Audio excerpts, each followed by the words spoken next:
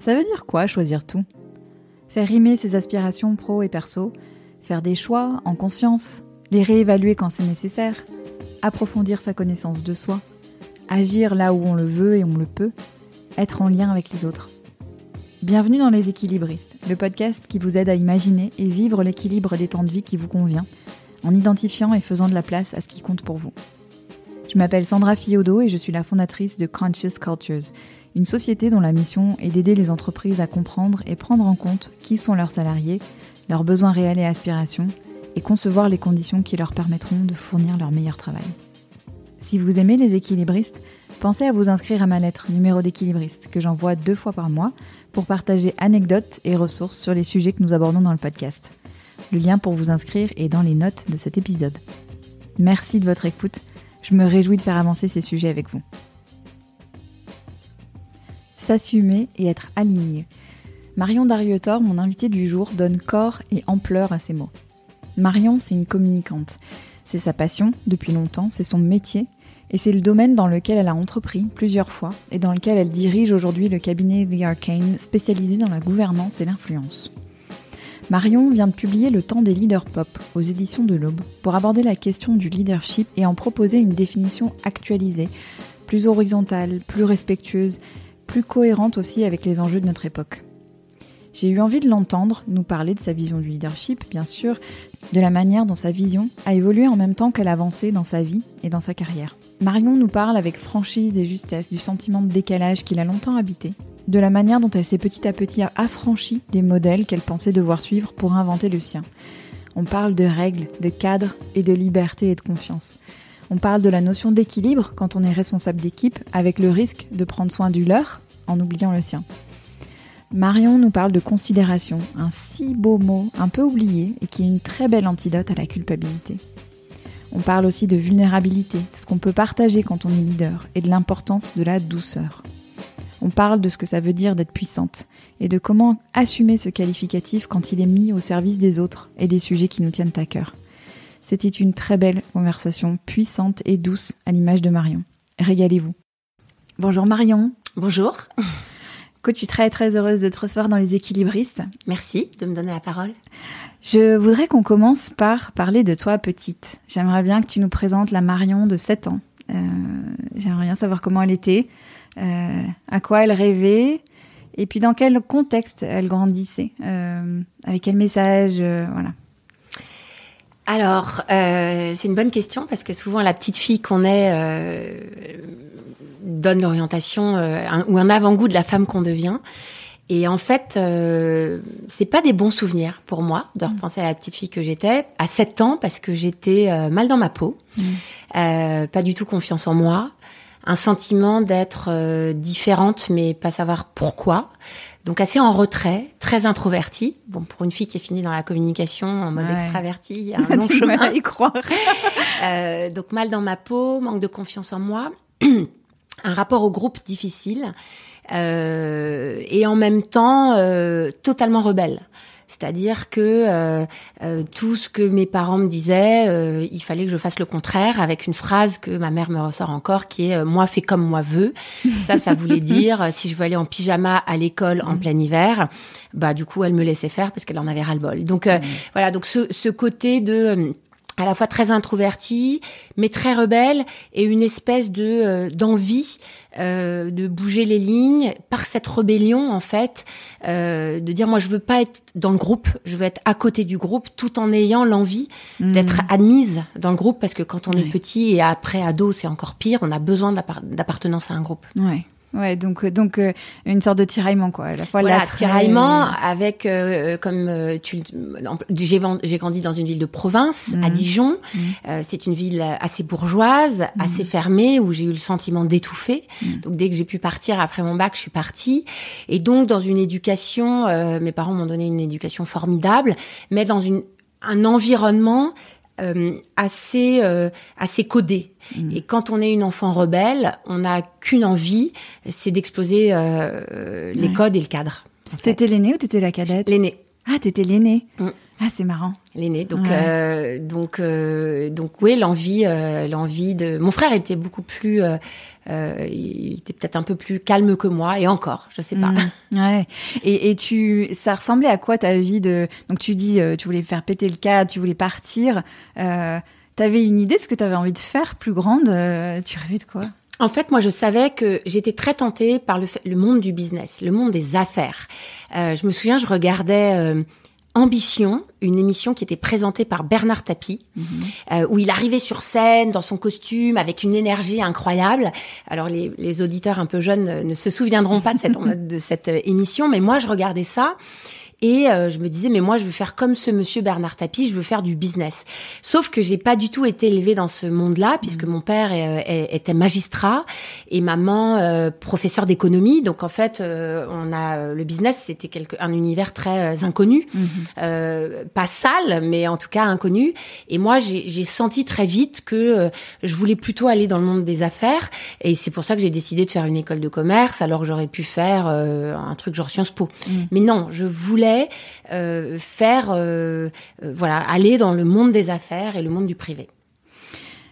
Et alors justement, donc, le début de ta carrière, ça ressemblait à quoi? On fait un grand saut, mais Le début de ma carrière, c'est alors déjà une école de commerce où en fait j'ai appris le business puisque c'était mon choix dans une école en 4 ans qui a d'ailleurs donné vie à pas mal d'entrepreneurs. Donc je suis pas la seule. J'ai quand même rattrapé un master au CELSA pour faire de la communication parce que c'est là-bas quand même qu'on apprend la communication. Et puis mon démarrage, c'est assez vite le monde du conseil en communication où j'ai travaillé dans différentes agences pour apprendre le métier de consultante en communication. Mais très vite, j'ai mis du business dans tout ça. Et donc, au lieu de faire juste mon job de communication, j'ai cherché des modèles de croissance pour faire grandir mes clients, grandir mon portefeuille client, et puis ensuite faire grandir des entreprises. Donc c'est vrai que mon fil rouge, c'est quand même la croissance et le développement. Ouais, la croissance et le développement. On va en reparler sûrement après avec tout ton travail sur le leadership. Aujourd'hui, c'est le sujet qui t'intéresse. Mais et ça voulait dire quoi pour toi réussir à cette période-là de ta vie? Je pense que réussir, c'était m'extraire de cette bourgeoisie provinciale. Du coup, j'ai parfois fait des bêtises. Ça, c'était le côté rebelle, mais j'ai conduit la voiture de mes parents alors que j'avais pas mon permis de conduire et que j'ai été dénoncée par mes voisins. Je suis sortie avec un garçon beaucoup plus âgé que moi, genre 20 ans plus que moi, parce que il était parisien et un peu rocker en blouson en cuir. Donc en fait, à chaque fois, c'était je frotte avec quelques lignes pour m'extraire de cette bourgeoisie de province qui m'étouffait et en même temps qui m'a donné un cocon et une sécurité parce que j'ai vécu dans un monde et mes parents m'ont offert ce cadre de sécurité qui était important pour me donner la confiance en moi dont j'avais besoin. Mais voilà, mais c'est vrai que j'ai grandi avec cette envie de faire péter ce cadre provincial, d'aller à Paris à 18 ans, de m'émanciper, de connaître des gens très très différents, donc une envie d'ouverture, une soif de contact et j'ai vraiment changé de peau, c'est-à-dire que entre l'enfant et l'ado très introverti, mal dans sa peau, et cette jeune femme qui est allée, j'étais vraiment en zone d'effort parce que arriver à Paris alors que j'avais 18 ans, toute seule dans une école de commerce où tout le monde se connaissait un peu, au début ça a été difficile. Ça a été difficile.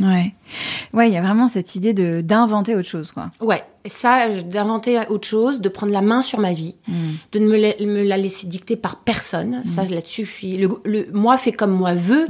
Je l'ai appliqué à ma vie. Et d'ailleurs, c'est pour ça qu'on me ressort souvent cette phrase, parce qu'en fait, même aujourd'hui, c'est quelque chose qui me guide. Donc, effectivement, j'ai un vrai problème avec l'autorité. Je déteste qu'on me mette dans des cases. Si on me met dans une case, je n'ai qu'une envie, c'est d'en sortir. C'est pour ça que je parle des profils atypiques, parce que oui, j'ai un problème avec la conformité. Voilà. Et c'est en même temps un sentiment ambivalent, c'est-à-dire que je n'ai eu de cesse, et c'est ce que je raconte aussi dans le bouquin, d'essayer de me conformer à une norme sociale, à une forme d'establishment du métier. Et en même temps, ça m'a séché, ça m'étouffait, jusqu'au jour où je comprenne que, en fait, la norme sociale, c'est celle que l'on se crée pour être pleinement soi-même. Mais la quête, elle a été longtemps celle de la conformité, enfin, un mix entre de la rébellion et de la conformité, parce que c'est difficile, en fait, la vie en société. Ouais. On va y revenir longuement après, mais je voudrais qu'on parle donc on a parlé du début de ta carrière, et t'es aussi la mère de 2 garçons, je crois. Tout à fait. Ouais.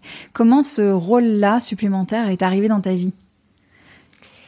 Alors j'ai 2 garçons, Vadim et Vianney. Vadim, il a 18 ans, Vianney, il a 11 ans. Et le livre, d'ailleurs, leur est dédié, parce que je pense que c'est des vrais leaders pop en puissance. Le rôle de maman, il est venu... En fait, je mentirais si je disais que ça a été le rôle de ma vie. C'est pas vrai. En fait, c'est un rôle parmi d'autres.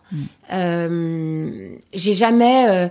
oui, j'ai senti un peu de la culpabilité au départ, de peut-être travailler, parfois avoir le sentiment de les délaisser. Mais en fait, ce rôle de maman, il est à la bonne place dans ma vie.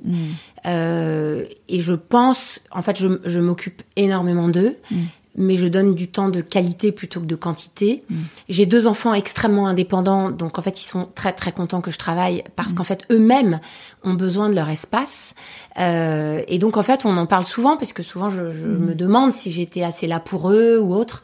Et en fait, ils me font des retours hyper positifs et surtout, ils sont très fiers de la femme que je suis dans toutes ses composantes. Voilà. Et je pense que, par ailleurs...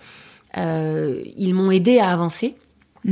C'est aussi en pensant à eux que j'ai écrit ce bouquin, parce que j'avais pas envie de plaquer sur eux ce que moi j'ai eu du mal à vivre. Donc je les éduque dans la revendication de leurs différences, de leurs spécificités.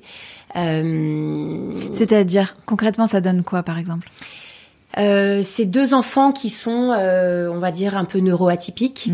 Et en France, en fait, c'est difficile, le neuroatypisme, parce que c'est vu comme c'est stigmatisé. Et moi, en fait, ce que je vois, c'est que c'est une force incroyable. Ça leur donne une intelligence, un rapport au monde, un regard sur les choses qui est certes atypique, mais qui est une force incroyable. Et en fait, ce que je veux leur apprendre, c'est que moi, j'ai longtemps pas compris que mon atypisme était une force, et du coup j'ai eu de cesse, enfin j'ai essayé de me conformer, mais j'ai perdu du temps. Et du coup je les élève dans ce truc de t'es différent, ok, c'est pas facile, mais en fait c'est ta force, et fais de ta différence une force. Et ma plus grande victoire, il y en a plein, mais là, mon fils aîné, Vadim, il est pris dans une université américaine à New York l'année prochaine. Et en fait, on lui donne une bourse. L'école lui donne une bourse parce qu'ils lui ont dit, en fait, ce que vous avez développé comme projet artistique, capitalisant sur votre différence, en fait, c'est votre talent. Et nous, pour ça, on vous veut. Et ça, c'est un parcours de vie dont je suis le plus fière. Et si ça, c'est être une bonne maman, et ben je me dis que j'ai plutôt fait bien le job. Ouais, ça me fait des frissons de t'entendre, parce que c'est aussi la grande force des États-Unis. Moi, j'ai grandi là-bas, de savoir reconnaître ça. Voilà. De savoir mettre en valeur. Alors que nous, on l'étouffe. On l'étouffe, enfin voilà. Et eux, ils disent, t'es différent, donc t'as du talent, il n'y a pas de tabou. Et en fait, ils arrivent à utiliser et placer ces personnes, enfin toutes les personnes, en fonction de leur singularité. Et ça, je pense que c'est une vraie force. Ouais, c'est une vraie force. Dans le temps des leaders pop, qui est ton livre qui vient de paraître là, t'es toute nouvelle auteure. Tu parles de ta transformation personnelle. Le début du livre, c'est quand même ça, l'histoire de ta transformation personnelle. J'aimerais bien que tu nous en parles un peu, parce que je pense que dans ce que tu partages, il y a ce mot de sincérité et d'authenticité qui est un peu le fil rouge. Et voilà, j'aimerais bien t'entendre nous raconter ça, cette transformation. En fait, le point de départ, c'est exactement ce qu'on se disait. C'est-à-dire que moi, j'ai eu un chemin de vie où je pensais qu'il fallait se conformer pour être accepté dans un groupe. Par rapport à l'histoire que je te raconte de la petite Marion. Et du coup, quand je suis devenue leader, donc c'est les premiers jobs à responsabilité, en fait, moi, j'avais pas vraiment de modèle. Et du coup, je me suis dit, il faut que je prenne les modèles existants et donc les modèles autour de moi. Et donc, je me suis inventé une personnalité de leader conforme à ce que je voyais autour de moi. Donc c'est un leadership plutôt descendant, où le leader donne des ordres, fait exécuter, est en position un peu de surplomb et d'autorité. Bref, le truc classique, voilà. Et en fait, en jouant ce personnage, peu à peu, je me suis perdue. C'est-à-dire que non seulement j'avais pas d'impact, alors je me disais pourquoi ça marche pas quand je fais ça, là je comprends pas et tout, mais en fait ça n'avait pas d'impact parce que c'était pas sincère. C'était faux, ça sonnait faux. Ouais. Et du coup, j'étais mal. Il y avait deux choses. Un, ça n'avait pas d'impact sur les gens, donc j'étais en situation parfois d'échec managérial. Et par ailleurs, moi j'étais pas heureuse. J'étais pas heureuse dans le personnage de leader que j'étais, alors même qu'on me confiait très jeune des responsabilités fortes. Donc il y a de quoi, normalement c'est bon pour l'ego, puis c'est bon pour la confiance en soi. Mais en fait, plus j'avançais dans la hiérarchie, plus en fait j'étais consumée à l'intérieur. Et du coup, le point qui a cristallisé tout ça, c'est quand j'ai vendu ma boîte Elan au groupe Edelman, un groupe américain, il a fallu que je fusionne les deux entreprises. Et c'est jamais facile une fusion, parce que c'est faire se réunir deux équipes avec deux cultures différentes. Et je l'ai fait comme en mode leader, c'est-à-dire, ok les gars, on n'a pas le choix, il faut fusionner, voilà, avec sans doute un manque d'empathie, sans doute un manque de sens, et donc pas la capacité à engager. Et en fait, ça marchait pas. Je me souviens, je me prenais des murs, j'avais l'impression d'échouer, et surtout j'étais triste, mais triste, c'était dur. Et donc j'ai un peu fui, je m'en souviens, c'était en juillet, et je suis partie 2 mois en Inde, mais un peu comme une fuite, parce que j'étais jamais allée en Inde, mais je me suis dit, je sais pas, ma route c'est là-bas, et je pense que je vais trouver des réponses. Et j'ai décidé d'aller dans un ashram, parce que j'avais envie d'expérimenter déjà l'introspection la plus profonde. Donc dans le ashram, j'avais choisi l'option silence. Donc c'est quand tu décides de ne pas parler, parce que pendant 2 semaines, parce qu'en fait l'introspection elle est plus forte, elle est plus douloureuse aussi, parce que c'est pas évident, mais tu deviens sensible à plein de choses, à des bruits, à des odeurs, et donc tout d'un coup le travail d'introspection il est beaucoup plus efficace. Et puis dans un ashram il y a une forme de spiritualité, on y croit, on n'y croit pas, c'est pas une question de religion, c'est une question de spiritualité. Et j'ai rencontré un guide, parce que souvent dans les ashrams il y a des guides spirituels, et je le voyais travailler. Et en fait, cet homme, il arrivait à engager un ashram de 400 personnes sans jamais être dans un mode descendant, sans jamais donner d'ordre. La vie s'organisait autour de lui avec une fluidité, une énergie et un sourire incroyable. Et moi, j'ai dit, c'est ça que je veux. C'est ça que je veux dans mon entreprise. Et donc, voilà, je l'ai observé, j'ai discuté avec lui, et je suis revenue avec ça en disant, moi, je veux être un leader plutôt guide spirituel, plutôt qu'un leader descendant, autoritaire, qui nie un peu la personnalité de l'autre. Voilà.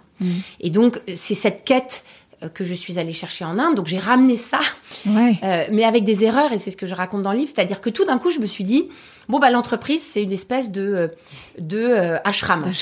Bon, bah, en fait, non. Donc, j'ai fait un truc j'ai pris le modèle de l'entreprise libérée. C'est ce que je raconte dans le livre, qui est la thèse d'Isaac Getz. Mais du coup, je l'ai fait en mode radical, parce que je me suis dit, bon, bah, on va y aller à fond. Et en fait, une entreprise n'est pas un ashram. Je le confirme, c'est-à-dire qu'une entreprise, les gens, ils ont quand même besoin d'un cadre, parce que on est dans une entreprise, mais ils ont besoin de liberté dans le cadre.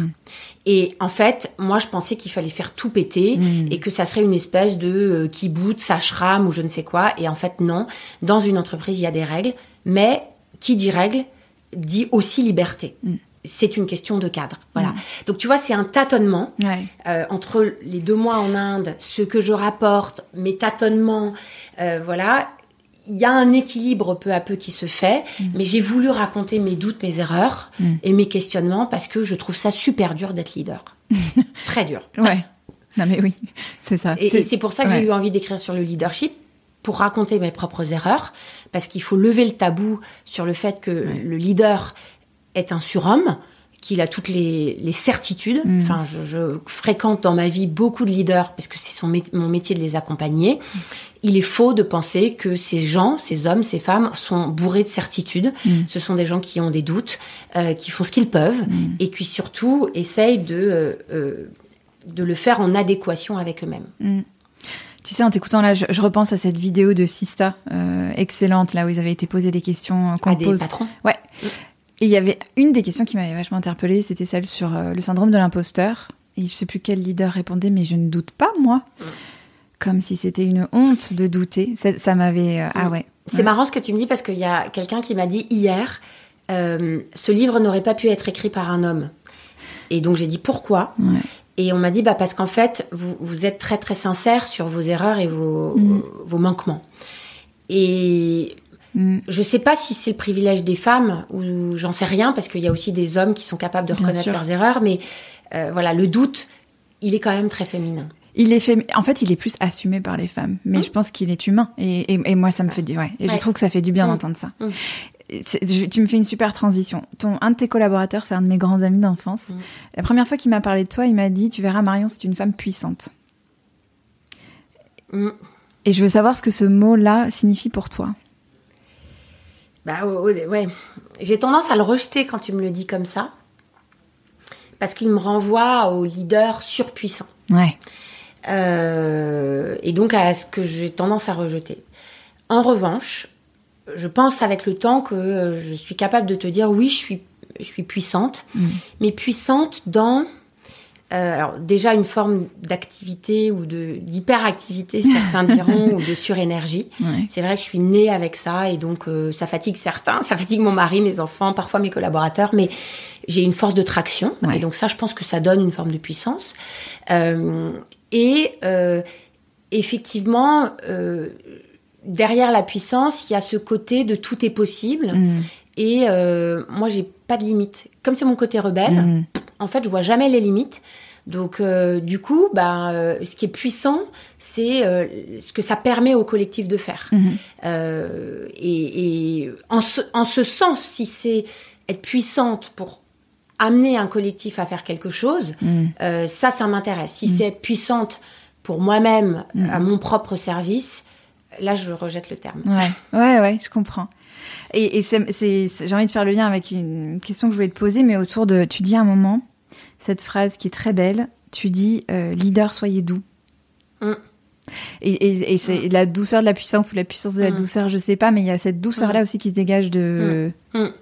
En fait, j'ai écrit cette phrase parce que quand tu mets le mot leader et doux, en fait, tu te dis ah, mais il y a un truc qui va pas. Et en fait, souvent les leaders, parce qu'on a un modèle plutôt unique de leadership, où on est dans la force, on est parfois dans le rapport de force, on est dans l'injonction, on est dans l'ordre, on est dans l'exécution, c'est le contraire de la douceur. Mais pourquoi, en fait, pourquoi on n'arriverait pas à engager les gens en ayant une forme de douceur, de position basse, d'empathie et de bienveillance. Donc, en fait, il y a un contraste entre les deux mots. Et moi, j'ai envie de croire qu'on peut les concilier. Ouais. Mais ça suppose de changer un peu notre état d'esprit et notre vision du leadership. Oui, complètement. T'es communicante, c'est ton métier. Dans les équilibristes, on s'interroge beaucoup sur ces questions de limites entre le pro et le perso, qui sont très floues et très fluctuantes. Et moi, je m'interroge beaucoup sur comment on communique sur le perso dans le pro. Et notamment dans les situations extrêmes de la vie. Je pense à la maladie et je pense à Arthur Sadoun et à son Working with Cancer. Qu'est-ce que tu penses de tout ça, toi ? Comment on s'y prend ? Alors, moi, j'ai tendance à dire que moi, ma vie pro et ma vie perso, elle est fusionnée. C'est-à-dire la Marion qui est au travail, c'est la même Marion que dans la vie perso. Parce que j'ai pas envie de me dire, alors attends, là, quelle Marion j'affiche. Ouais. Donc en fait, souvent d'ailleurs, les gens me disent, t'es la même dans plein de situations. Donc moi, j'ai réglé le truc. Je me suis dit, on va pas jouer une pièce de théâtre. Je suis entière, faut me prendre comme je suis et je joue pas de rôle. Et donc, oui, dans mon cadre professionnel, il m'arrive de partager des moments difficiles. j'ai pas caché que ce qui m'avait donné l'envie d'entreprendre, c'est que mon mari avait été gravement malade. Il a failli décéder d'une leucémie alors que j'étais moi enceinte de 3 mois. Mais que une fois ces 3 années passées et super bien passées, puisqu'il s'en est sorti, de cette épreuve, j'en ai fait une force pour me dire, je vais vivre l'instant présent. Et qu'est-ce que je veux faire demain ? Devenir entrepreneur. Et donc, c'est ce qui m'a donné la force de créer ma première entreprise. J'ai eu il y a 2 ans des enjeux avec mon deuxième fils dans son neuroatypisme. Je l'ai partagé de façon à mon équipe parce qu'en fait c'était trop important pour moi de pas jouer un rôle dans une épreuve de vie dont aujourd'hui j'ai plutôt fait une force, mais je l'ai partagé. Et donc par rapport à Arthur Sadoun, à qui j'ai écrit pour le féliciter d'avoir partagé ça. Je trouve que la reconnaissance de ta vulnérabilité, ça te donne une force incroyable et ça te rend puissant. Notamment pour un homme d'une boîte cotée qui a tous les attributs de l'homme puissant, je trouve que ça lui a donné une force encore plus forte. Et d'ailleurs, il a engagé énormément derrière lui. Je crois que et ses collaborateurs et ses clients et le monde dans lequel on vit a beaucoup soutenu sa démarche. Ouais, et c'est une démarche qui est, tu vois, ça fait le lien avec ce que tu dis tout à l'heure, mais au service d'eux. Oui, et c'est en ça que, pour moi, Arthur Sadoun est un leader pop. Parce que pop, c'est populaire, ouvert et politique. Il est populaire, Arthur, parce qu'il a su parler d'un sujet qui est populaire, la maladie. Je veux dire, qui n'est pas concerné. Ouvert, parce qu'il a ouvert son cœur, alors que c'est un grand patron puissant. Et politique, parce qu'en fait, il n'est pas resté dans une forme d'égoïsme. Il a décidé de faire de tout ça un combat politique, sociétal, pour encourager la vaccination et blablabla. Donc, je trouve que c'est d'une puissance incroyable. Et en France, c'est très novateur parce que c'est marrant comme on est pudique en France. La maladie est un tabou. Moi, je pense que comme nos vies se fusionnent de plus en plus parce que les nouvelles générations aussi, elles cherchent à cloisonner leur vie, mais de plus en plus tout est mélangé. Du coup, en fait, je pense que les entreprises vont de plus en plus reconnaître le qui on est dans notre singularité. Regarde les politiques RH, finalement, je le vois chez L'Oréal, ils ont un talent pour reconnaître l'individu dans sa singularité. Que ça soit sa diversité de race, que ça soit sa maladie ou son handicap à un moment donné, que ça soit son âge parce qu'ils font des programmes pour les 50+. Et ça, je pense que c'est d'une grande modernité de dire je ne suis pas qu'un travailleur, je suis un individu. Je travaille, mais je ne me définis pas que par mon travail. Et on ne peut pas me réduire à cette dimension-là parce que y a plein d'autres choses qui impactent aussi mon travail. Exactement. Tu dis quelque chose sur le bien-être au travail, parce que souvent mon travail, ah oui, tu travailles dans le bien-être au travail. J'ai du mal avec cette expression parce que il y a un côté spa qui n'est pas. Ouais, c'est ça. Ah, s'il nous reste un peu de temps, on va s'occuper de ça. Mais et tu parlais d'évaluation des collaborateurs. Tu dis il y avait une forme de perte de l'humain, d'oubli des spécificités, des envies, des talents de chacune et chacun, de dilution de l'idée de bien-être au travail qui disparaît dans une forme de conformisme guilleret et de coolitude uniformisée. Dans ce culte du bonheur au travail, il y a une forme d'infantilisation des individus. Faire du bonheur au travail la finalité de la mission RH globale est finalement le plus sûr moyen de le rater. Le bonheur, que ce soit au travail ou ailleurs, est plus une conséquence de l'action qu'une condition de celle-ci. Cette dernière partie-là... En fait, j'ai écrit ça parce que j'étais questionnée par les Chief Happiness Officers qu'on a vu fleurir. Et en fait, je me disais, mais est-ce que c'est le rôle de l'entreprise de me rendre heureuse ou heureux Et du coup, de dire, est-ce que c'est un moyen ou est-ce que c'est une finalité? Et je pense qu'il ne faut pas tout mélanger. L'entreprise, elle est là pour me fournir un travail et faire en sorte que je sois épanouie dans mon travail et dans l'exercice de mon travail, avec les bonnes conditions. Et par conséquent, je deviens heureuse. Mais il ne faut pas renverser les choses. Et du coup, je trouve que ça dédouanait trop l'employeur de se dire, attends, est-ce que cette personne-là que j'ai en face de moi dans son entretien annuel, elle est véritablement heureuse dans son travail? Et qu'est-ce que j'ai pas mis en œuvre pour qu'elle le soit, et qu'est-ce que je dois faire pour qu'elle le soit pleinement?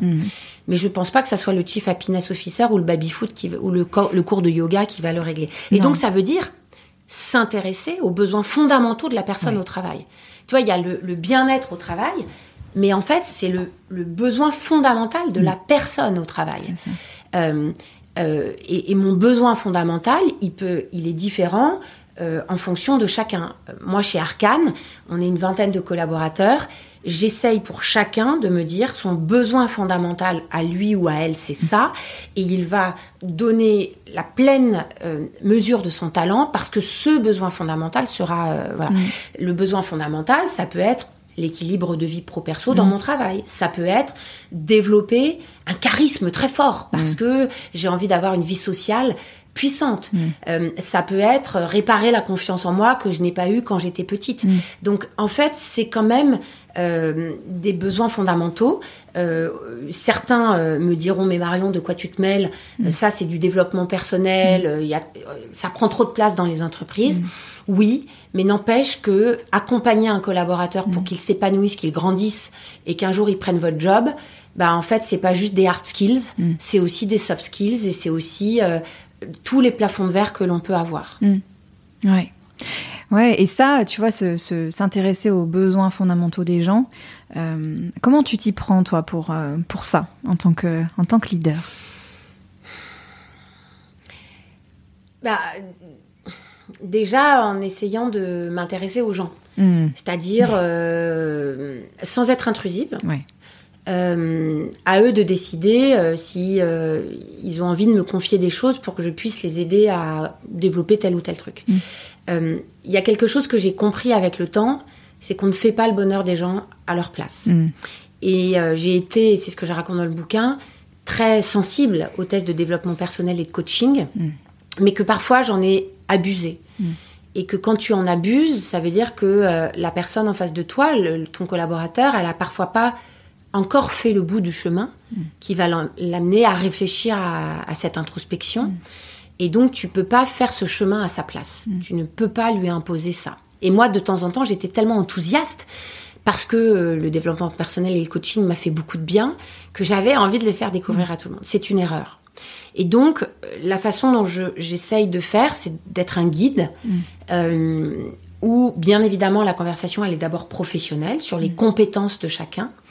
Mais c'est aussi de m'intéresser au projet de vie de la personne, comment elle se rêve plus tard, dans un autre... Et en ouvrant aussi des choses qui peuvent être difficiles pour un employeur, est-ce que tu te rêves ailleurs que dans cette entreprise ? Est-ce que tu te rêves ailleurs dans un autre job, dans un autre pays, dans une autre région ? Et donc se dire, finalement, le bout de chemin qu'on va faire ensemble, en fait, on va le faire du mieux possible.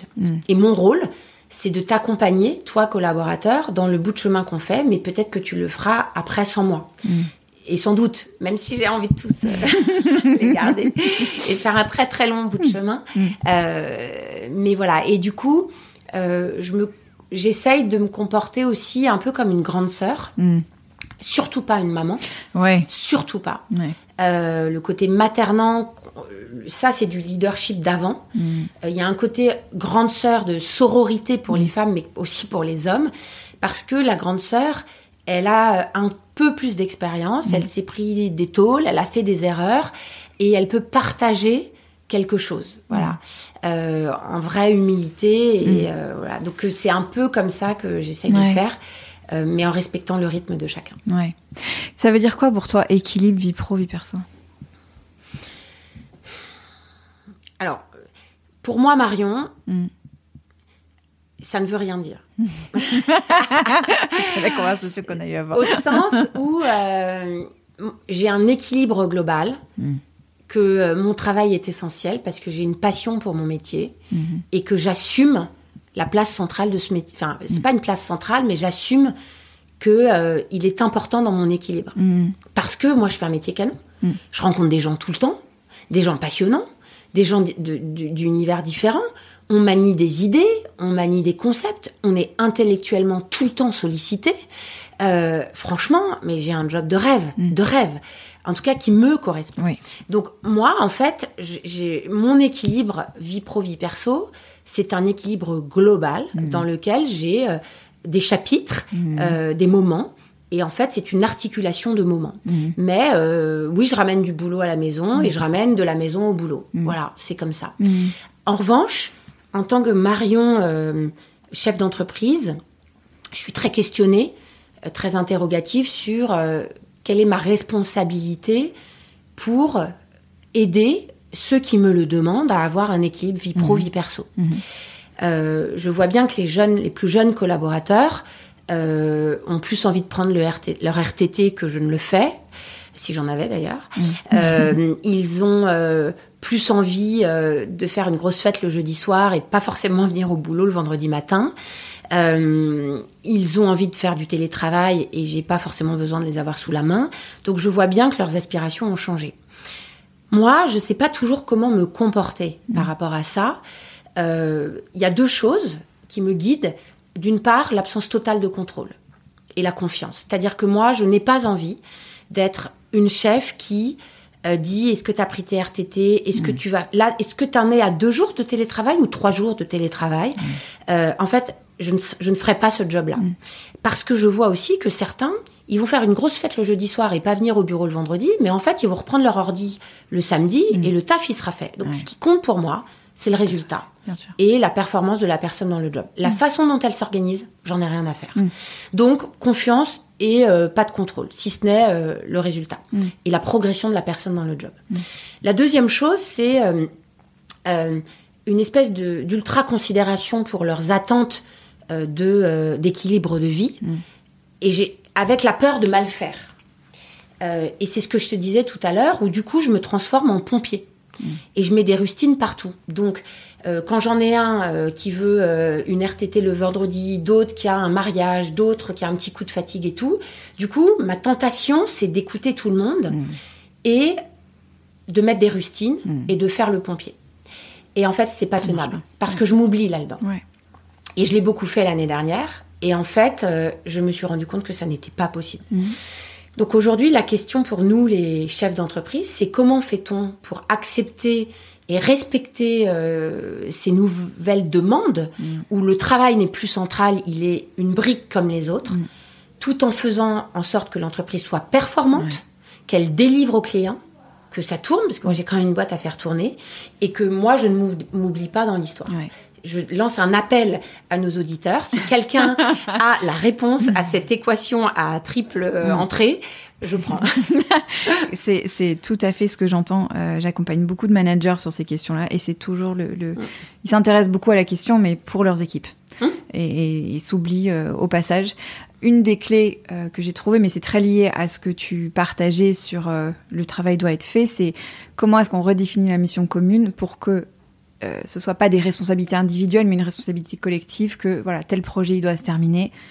Tu vois, comment est-ce qu'on répartit ça au sein de l'équipe? Donc tu reconnais la singularité de chacun et ses besoins, mais en même temps, tu rappelles le collectif. Exactement. C'est intéressant. Et ça, j'avais eu cet échange-là avec une copine qui est directrice de prod et qui me disait, moi, je suis très contente que les gars sur la chaîne de fabrication, ils aillent chercher leur enfant malade à la crèche, c'est super. Que ce soit des hommes qui aillent le faire, je soutiens.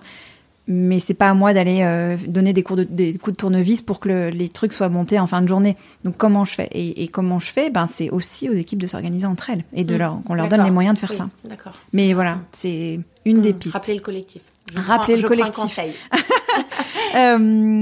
Et juste, enfin, moi il y a une question et vraiment quelque chose qui m'a sauté aux yeux en te lisant, c'était cette idée que finalement l'équilibre se vit surtout dans l'engagement, dans le fait de s'engager dans ce qu'on fait, tu vois, il y a vraiment cette idée dans ce que tu viens de partager, même dans ta définition à toi de l'équilibre, mais t'es dedans, quoi.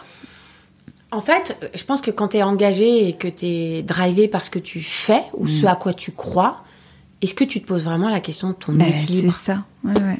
En fait, ça te porte. Ouais. Donc, en fait, t'es capable de déplacer des montagnes, t'es capable de faire l'extra miles, de travailler peut-être un peu plus, parce que t'es drivé par quelque chose qui est plus grand que toi. Donc, est-ce que, à un moment donné, l'engagement, quel qu'il soit, associatif, politique ou autre, finalement, c'est pas une façon de moins se regarder le nombril, d'être un peu Calimero et victime, et juste de se prendre en main et de se dire je vais construire quelque chose plus grand que ma petite personne. Ouais, c'est ça. Et en fait, moi, l'expression équilibre vie pro vie perso, elle me déplaît beaucoup. Et en fait, je pense c'est pas de ça dont on parle. On parle en réalité de c'est quoi une vie réussie, avec plein de guillemets sur réussi, hein. Mais c'est quoi une vie riche, c'est quoi une vie que je serais heureux ou heureuse d'avoir vécu, dont je serais fière, plus que de l'équilibre, parce que c'est intéressant parce que je repense à les équilibristes, qu'est-ce que ça veut dire? En fait, c'est équilibrer tes envies, tes combats, mais c'est très stigmatisant de dire vie perso, vie pro, parce que tu peux aussi vivre tes engagements dans la vie pro. Et inversement. Donc, en fait, je suis d'accord avec toi. Faut casser cette notion d'équilibre vie pro-perso qui, moi, d'ailleurs, m'énerve parce qu'en fait, il met une pression pour le collaborateur et pour le manager.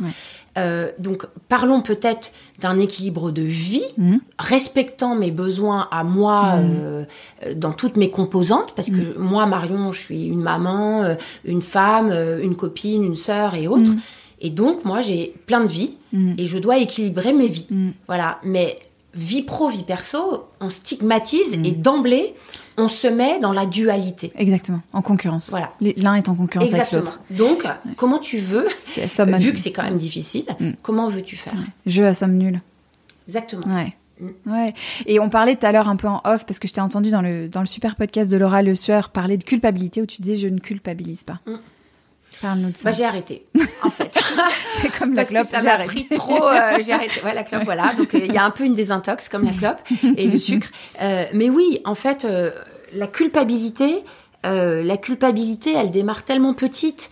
De pas être comme les autres, de se sentir différent, puis après tu deviens maman, donc en fait comment t'es maman et que t'assumes d'avoir envie de faire ton travail.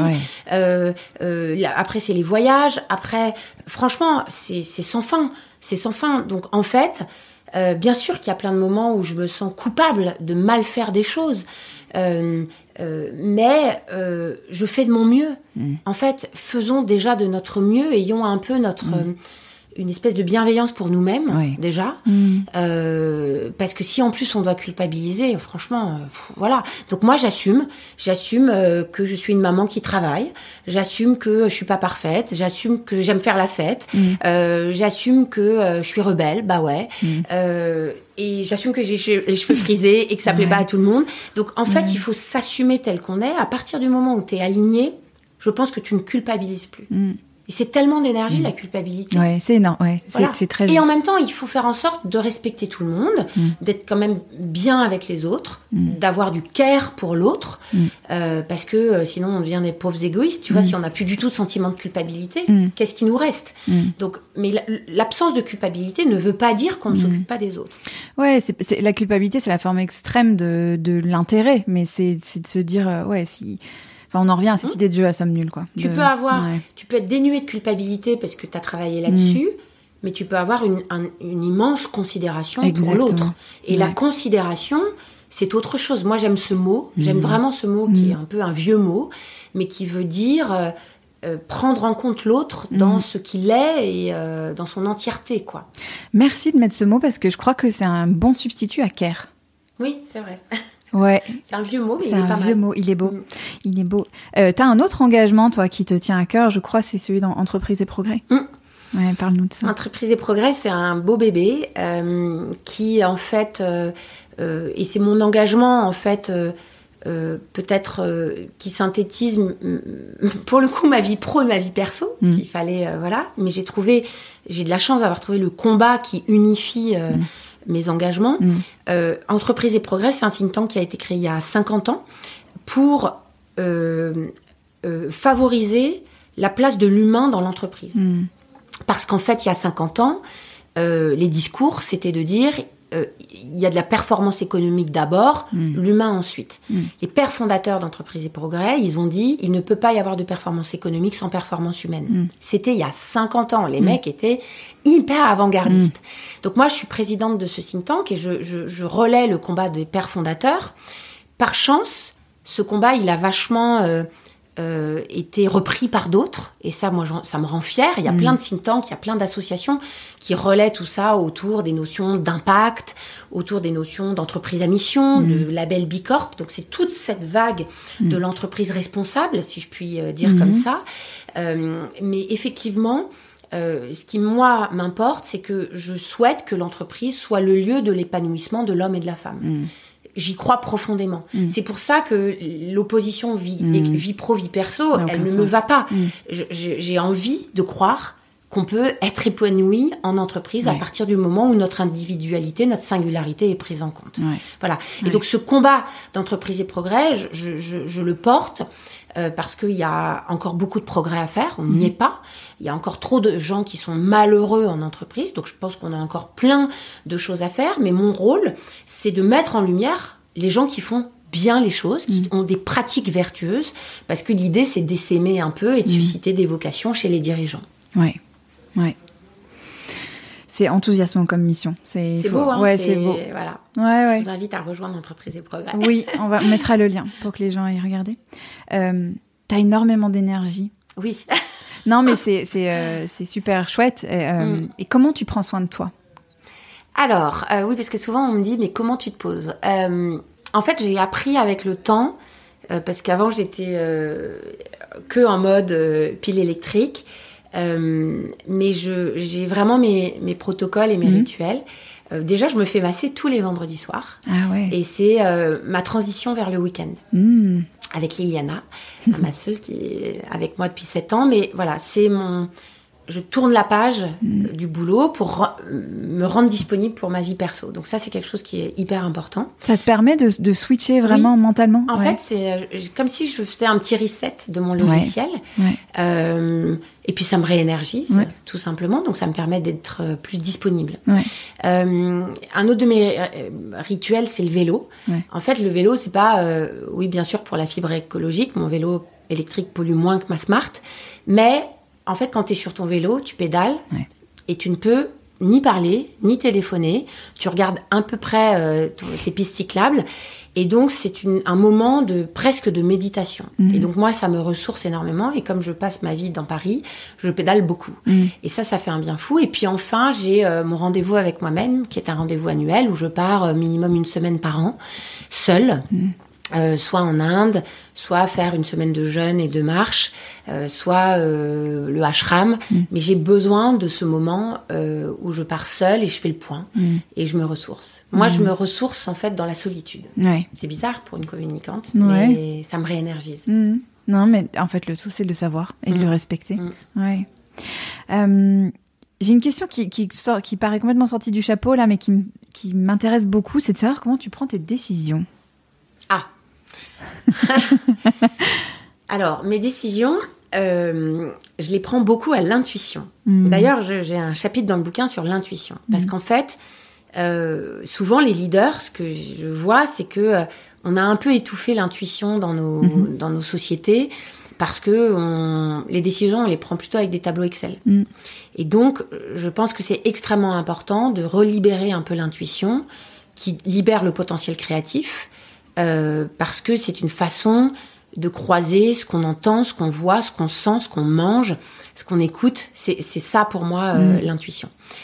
L'intuition m'a fait faire des erreurs quand je ne la maîtrisais pas, parce que comme derrière l'intuition, il y a parfois l'impulsivité et l'absence de rationnel, en fait, et que en plus je suis très spontanée et énergique. Du coup, l'intuition m'a parfois fait faire des erreurs. J'ai parfois recruté des gens que j'aurais pas dû recruter. J'ai parfois fait des choix business que j'aurais pas dû faire. Donc oui, j'ai fait des erreurs. Donc avec le temps, j'ai appris à contrebalancer mon intuition qui est très forte par du rationnel et par mon entourage. C'est-à-dire que le rationnel, ça va être des faits. Donc, je vais remettre des faits pour éclairer ma décision. Et je vais écouter des gens très différents de moi. C'est pour ça que dans mes équipes, je fais en sorte de m'entourer de gens très différents. Et je sais ce que je vais chercher chez les uns et chez les autres pour équilibrer mon intuition. Et donc, en fait, tu vois, c'est un chemin. C'est-à-dire, l'intuition, elle m'a portée. Elle m'a fait faire des réussites incroyables. Puis parfois, quand elle n'était pas maîtrisée, elle m'a fait faire des erreurs.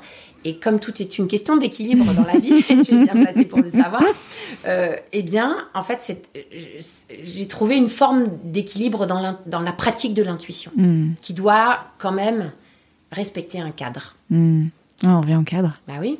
Bah oui. Bah oui. Moi, la rebelle, moi-même, je reconnais qu'on a besoin d'un cadre. De quoi t'es fière, Marion? Bah là, déjà, comme c'est une discussion assez personnelle, finalement, en fait, ce qui me vient, c'est... je suis assez fière de m'assumer telle que je suis. Finalement, tu vois, entre le début de notre conversation, de la petite Marion qui avait 7 ans et celle qui a écrit un bouquin sur le leadership, bah, en fait, je pense que je peux être fière d'être ce que je suis parce que je suis alignée avec moi-même. J'ai fait plein d'erreurs, plein de tâtonnements, mais en fait, je suis très épanouie. J'ai encore plein de trucs à apprendre, attention. Mais en tout cas, je m'assume telle que je suis avec mes qualités et mes défauts. Et j'ai une forme d'humour et de bienveillance pour tout ça. Donc voilà. Je suis fière de ma réussite professionnelle parce qu'en fait, c'est ce qui me permet de donner une jolie vie à mes enfants, à ma famille. Et ce partage est important pour moi.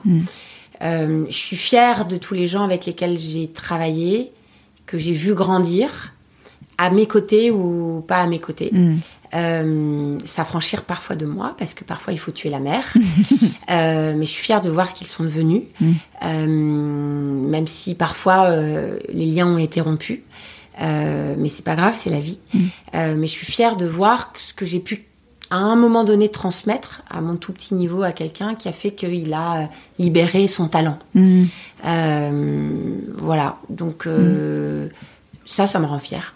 Voilà. Merci beaucoup, Marion. De rien. Je ne sais pas si c'est une leçon d'équilibre et d'équilibrisme, mais en tout cas, il n'y a pas de leçon. Il n'y a pas de leçon. La leçon, c'est qu'il n'y a pas de leçon. Et c'est que c'est intéressant d'entendre. S'il y a déjà des petits tips et des conseils, c'est déjà, c'est déjà bien. Ouais, et puis tu vois, pour reboucler avec ce qu'on disait tout à l'heure sur l'autorisation, enfin c'était un peu notre conversation off avant, mais et sur ce que ça veut dire que d'être puissante ou puissant, de cette idée d'autoriser parce qu'on s'assume, d'autoriser d'autres à s'assumer. Exactement. Ça c'est extraordinaire. Voilà. Ça serait le mot de la fin. Alors ça, j'adore. Merci beaucoup, Marion. Merci beaucoup.